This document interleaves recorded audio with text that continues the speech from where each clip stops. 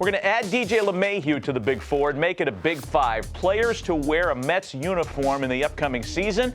We've got JT Realmuto coming in at the favorite. Frankie Lindor's kind of a long shot.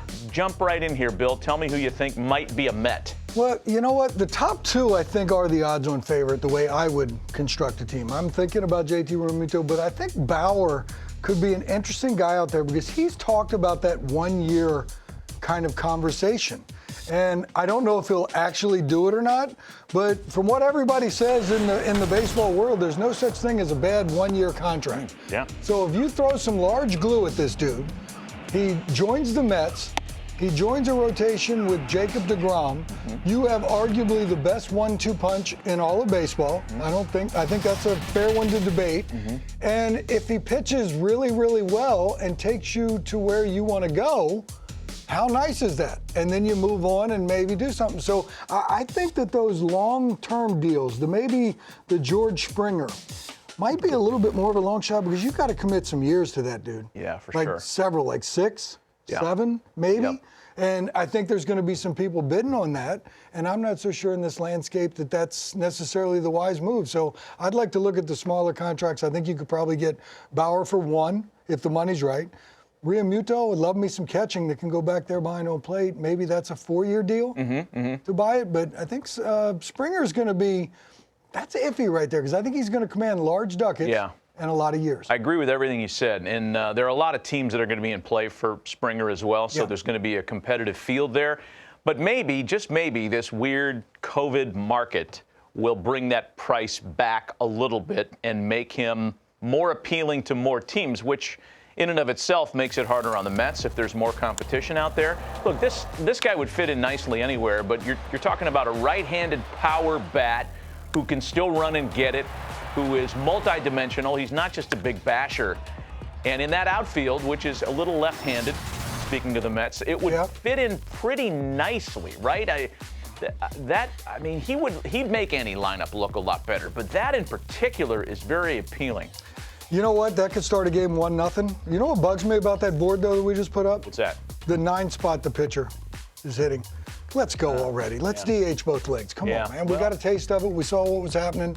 Let's get rid of that. But I know we can't do that right now for that team. But that George Springer up at the top of that lineup right there makes them better. There ain't no question about that. I don't disagree with that at all. You know, the catcher thing, and Realmuto this is another player that would polish up any lineup, right? Sure. Multiple fits out there. It's not just like there's one landing spot for JT Realmuto.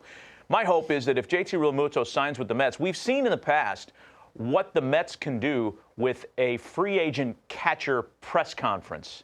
It's magic. When the Mets sign a free agent catcher, we lock off a camera and we usually get about 20 minutes of a guy's shoulders. So maybe, Savino, if you could pull that up for our viewers as just a little Thanksgiving treat. I think, you know, the Wilson Ramos signing I thought was going to be a good one. He was coming off a big year. You know, that's a big guy that doesn't necessarily stay, I don't want to say healthy, but that's a big body that takes a lot of wear and tear. JT Realmuto fits the bill as he's the modern day catcher, right? Smaller, more athletic, runs. We know all about the defensive metrics. We know about the RBI smell that he's got. Again, this guy would fit in nicely anywhere. Yeah, he knows how to hit. I think that's the beauty of him behind home plate. But you're right, when you're talking about the modern day look, he's not the biggest guy in the world. He's well put together. But, you know, the ones on the outside, you know, I think of Sandy Alomar. That's big, tall guy.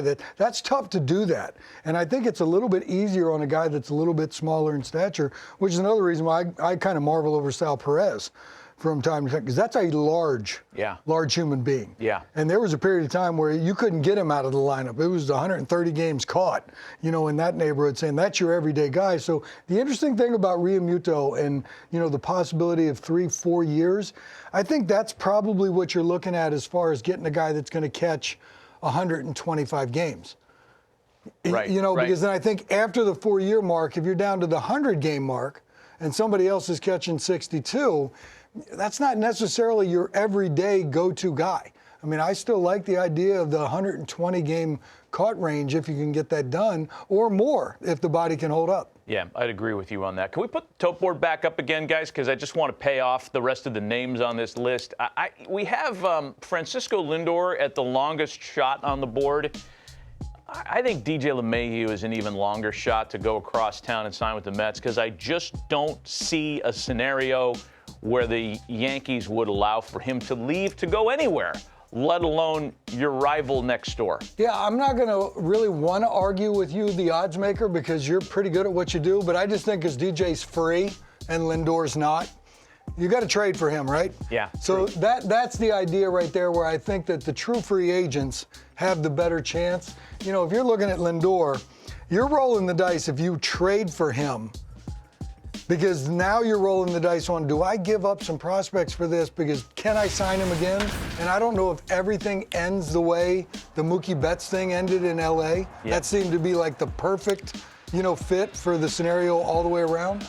But obviously the Mets have enough glue to do it. Yeah. Right? Yeah. Look, there is a history of players to wear both New York uniforms. I love history. I know you do, Harold, but it's not necessarily checkered with superstars. So, as we take a look at Francisco Lindor, who had that notably down year in 2020, we know about the body of work and the talent. So most people are willing to look past the down 2020 for him.